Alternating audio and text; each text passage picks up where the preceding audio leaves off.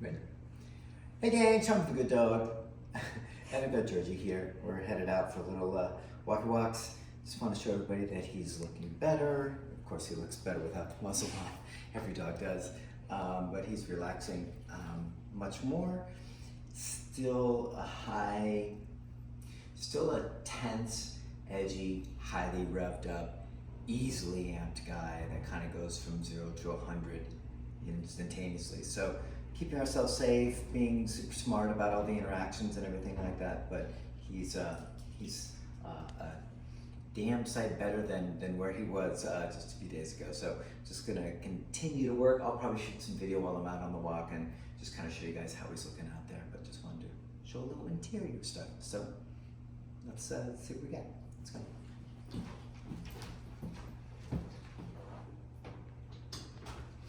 So because he's so good at sits, he came in that way. I'm gonna actually leverage those because it's a command he's so familiar with. And instead of trying to kind of like power through with like maybe a prong color correction or like what I can do is, and I'll feel it out whether I wanna do e-collar recalls with him back and forth, which will negate some of the wanting to like jump out through the door. Whether I'll do that, whether I'll have him sit, I'm gonna kind of feel it out. But what I've been doing mostly with him are just low level e-collar, just kind of turns and follow me, turns and follow me, not really turning into him, but turning away from him and then recalls to me. Basically, that's been our whole program to get him to this place where he's feeling more comfortable. Let me demo a little bit of that, seeing as I'm yakking about it, and then we'll show you maybe some walks in just a minute. Right? So let's go. So that's, and I said let's go, that's e-collar on. Now he's getting ahead of me, right? So let's go. Come on, bud. Good. And then he does really good. Sit. Sit. I said you did really good. What happened? So he's usually really good at sits. They're kind of like a very second nature thing for him. And so I've been leveraging a lot of those, especially early on, to have something that he would do, rather than, typically I don't use sit a lot to try and impede forward motion, but because he was kind of really edgy, I was using it as a way to be less confrontational with him as we kind of built something together and see where we could get, right? Let's go. So just a lot of this stuff. I'm at level 6, and I would just, let's go. And when I'm saying let's go, I'm on the button, let's go. You see him turning, let's go. One direction, but we'll take it. I can also let him get ahead of me. Come. Good. And then I can bring him over to the door that he wants to get out really bad. Let him get over here. And then come. Good. So you can still see, right? He's like worried. You still see a lot of closed mouth stuff. You can still see that. No, you can still see he's not Mr. Relaxed, chilled out, comfortable guy. But doing a lot of this has been a very low impact way of us just kind of building, being able to get the muzzle off safely, get the muzzle back on safely to gear him up. So it's been a bit of a deviation from our typical program, which would be just kind of start him off on the basic commands and things like that. And instead, what I've done is kind of jettison that and just been doing a lot of, not even with the prong collar, just on his Good Dog Ultimate Slip Collar, and then e-collar, and then just doing a lot of turns with e-collar pressure. So that way I don't have to use so much leash pressure or collar pressure with him. I'm just using this and turn, this and turn. We've done this back and forth and through the house over and over again, and then a lot of recalls to me, even just short little recalls to me, short recalls. 2 feet, 3 feet, 4 feet, 5 feet, all of it. And then, to elaborate on that, also with any situations where he's trying to get ahead of me, get away from me, or he's too amped up and too focused on something else, like trying to dive into the crate, which is kind of his MO. So now you could try and like really have a like confrontational combative, like you're not gonna do that and da da da. What I tend to do with dogs like that is I'll let them go in, they're on a leash or a long line, and then I'll recall them out with the e-collar over and over and over and over and over again. Eventually they're just like, okay. And so that kind of, that perception that they can, if they move fast enough and strong enough, they can be in the crate and nobody can tell them what to do and nobody can bother them and nobody can make them uncomfortable. So I'm just gonna jam in there. But if you start recalling them out over and over and over again, it loses that perception. Once again, you get back into that reverse perception concept, which is crate safe. Being by you, I don't really like so much. And instead, over and over again, a little bit uncomfortable in the crate. Come out towards me, it gets a lot more comfortable. A little bit uncomfortable in the crate. Come out towards me, more comfortable. We do it over and over again. You start reversing that perception. You start getting less diving into the crate. What I'm trying to do right here is less kind of trying to dive out and try to go towards the door. He does the same thing with potty breaks and things like that. So that's kind of been the concept. It's been a little bit of a different one. I employ this with like super fearful dogs or dogs like this who's just like really on edge, and I want to have a very mild like, let's get to know each other.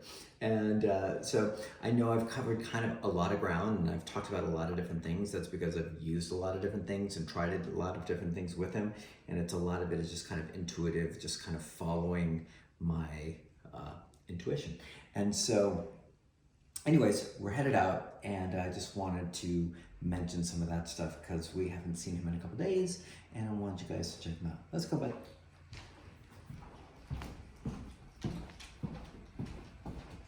Sit. Good. So that's more like his usual thing. That's not even with the e-collar, that's just him doing it. He's really solid with that. So now we'll open the door and then we get this, right? He's gonna try and pull. Come. Good. So you see, here'd be a good thing for you guys to watch. So you see how much he's trying to pull out the door, right? He's like, freedom, or adventure, like stuff to go chase and, you know, critters to kill and things like that because he's got super high prey drive. So how do you get through stuff when you have a dog that really wants to do that? This is a great way. Let's see if we can just demo it in no time. Come. Dialing up. Dialing up. Come. Good. There you go. Dialing back down. Bring him back over. Give him the opportunity. Come on, baby. Come. Come. Good. There you go. What I want you to see is over the course, so I'm basically going from like 6 to like 14, 15, something like that. Is when I say dialing up, I'm pressing, holding, and rolling up from like 6 up to 10, 12, 14, 16, something like that in that ballpark, and looking for him to turn and come towards me. And as soon as he commits to coming towards me, I'm off the button and I'm moving backwards. So we're back down to like 7. Let's try it again. And what I want you guys to see is how we get rid of that pattern of just trying to jet out.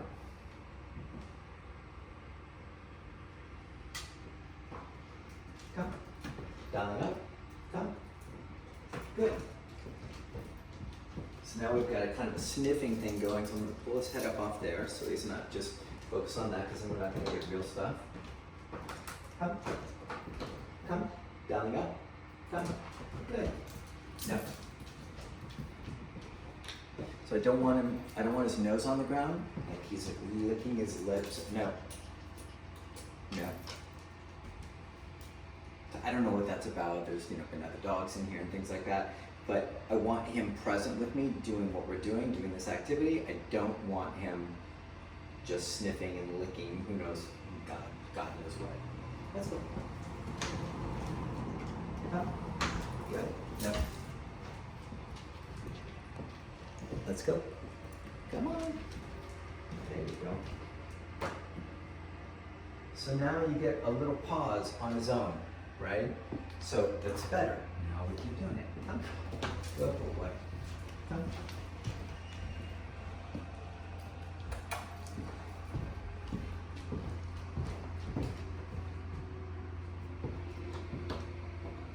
Come. Good. There you go. Nice work. Ready? Let's go.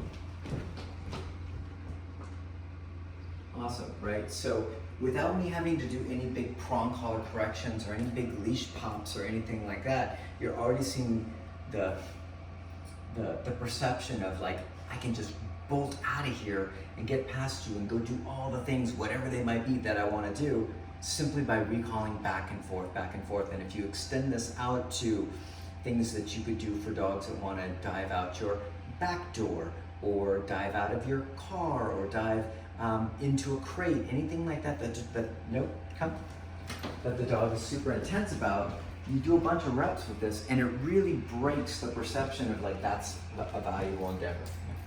You don't need to look at it. Good. Come. Good. And so that time, he wasn't really intense about trying to get out, so we stayed at 7. Good. Take a step.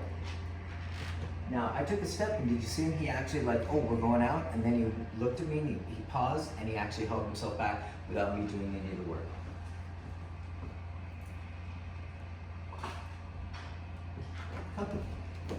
Come.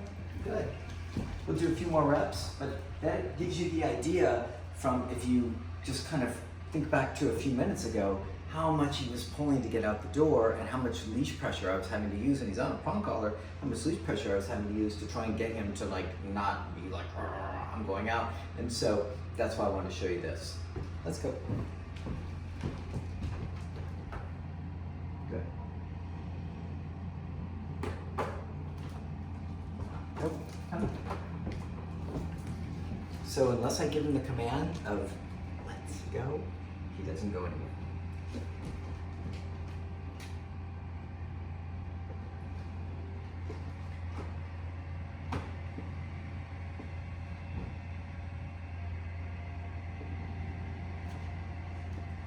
Nope.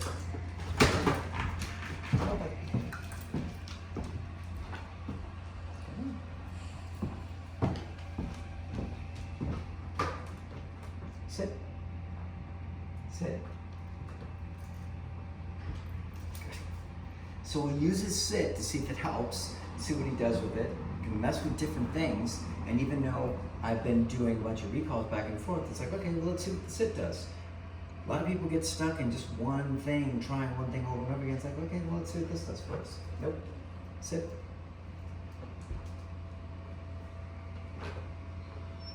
And I usually don't ask for a sit. Nope. Sit. Sit. But if it helps him in this kind of intermediate stage, then I'm okay right here. Good. Nope. Sit. He's really good at sitting for a very short amount of time. He's not good at sitting and holding it.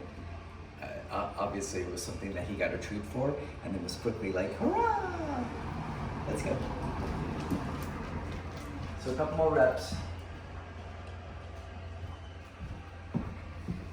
I'm not going to do this sit thing here, but already that's way better.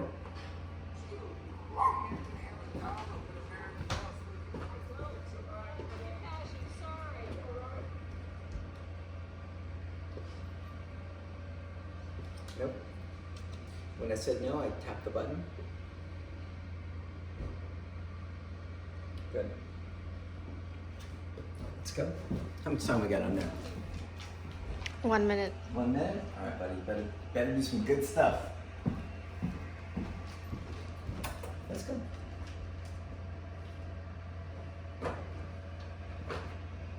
Good. There you go. So that's what I'm looking for, right? I'm looking for, like, if he's gonna sit, that's great. Ultimately, I won't be asking for that, but in the kind of interim stage of trying to get him somewhere good, I will.